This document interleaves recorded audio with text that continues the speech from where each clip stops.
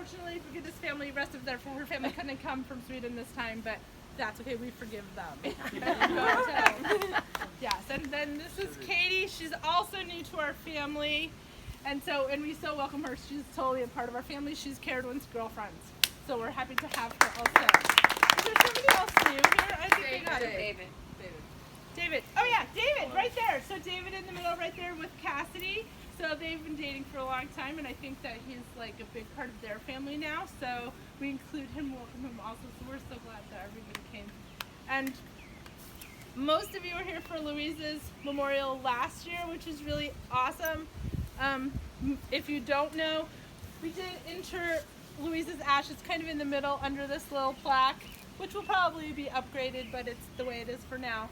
And my mom was here last year, and she really just loved how we did Louise's memorial. She loved that we went down to Dockside and had a drink and toasted her. She just loved that everybody's here in all their goofy selves, and she just loves, my mom loves this house more than anything. It's her very favorite place. Even at my mom's worst dementia, she could find her way back to the house when she left.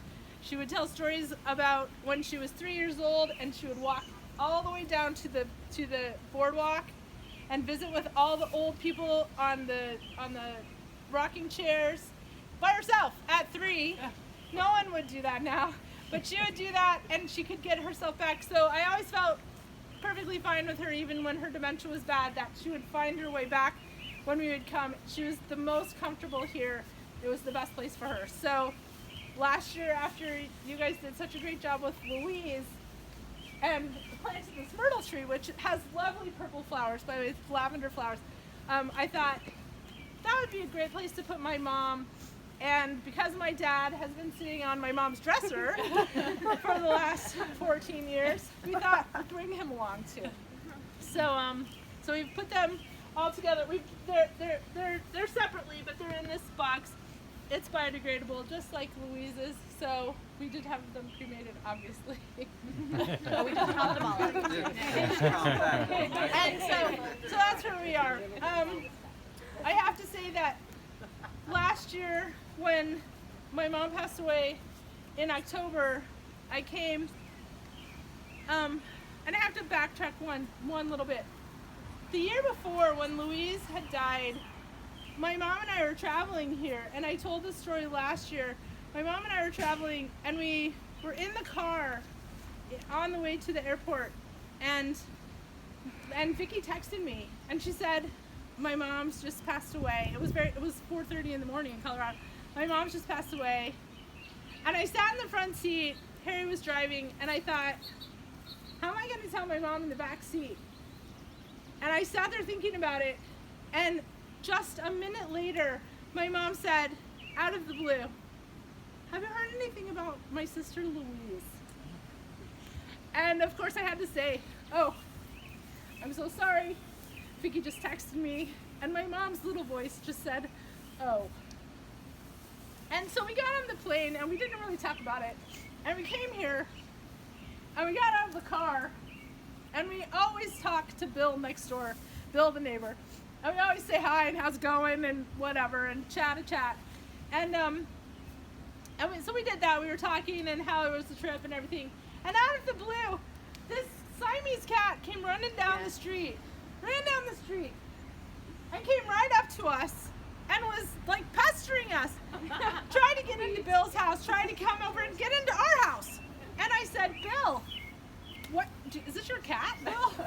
And Bill said, no, I've never seen that cat before. And I said, ding ding, I think that's Louise, because Louise loves Siamese always cats. Had a Siamese cat. She always And had a Siamese cat. Yes, always. And she was very close to her cats. As a matter of fact, well, go ahead. Crazy. No, it's good. Spooky. When she was in a hospice, she had a cat, and we brought her to hospice, and that was on her last smile. And so it was so special to us because I said to my mom, I think it's Louise. And then we said, she came to tell us not to park on the lawn. And so then, for the rest of the time we were here, we looked for her, and that cat was never back. Just then. And so that was kind of interesting. And then last year my mom died, and then I came out in early November to close up the house, and the very first day I was doing some different things. I was in the kitchen and I looked down the hall, and there was this dog outside the door, and I thought, well, like, last dog, whatever, that's so weird. And I went down and it was a lab, and I said, well, you can't come in because we don't know you. And I looked down the street and there were some people down there, and so I talked to the dog through the door, tried to convince me to come in, and I said no. And then it finally started wandering back, and I said, hey, is this your dog? And the guy said, yes. And I paused, and then I said, what's your dog's name? Maggie. So what is that? Like, just the crazy thing. And you know, my mom loves dogs. The picture of her most current dog is in there, who lives with us now. And so just really, really special. Just really special. So that kind of solidified my idea that she should be here. And my dad, he didn't care, so he'll be here too. And we're gonna put them in together, and Louise can boss them around for the rest of eternity. And she will.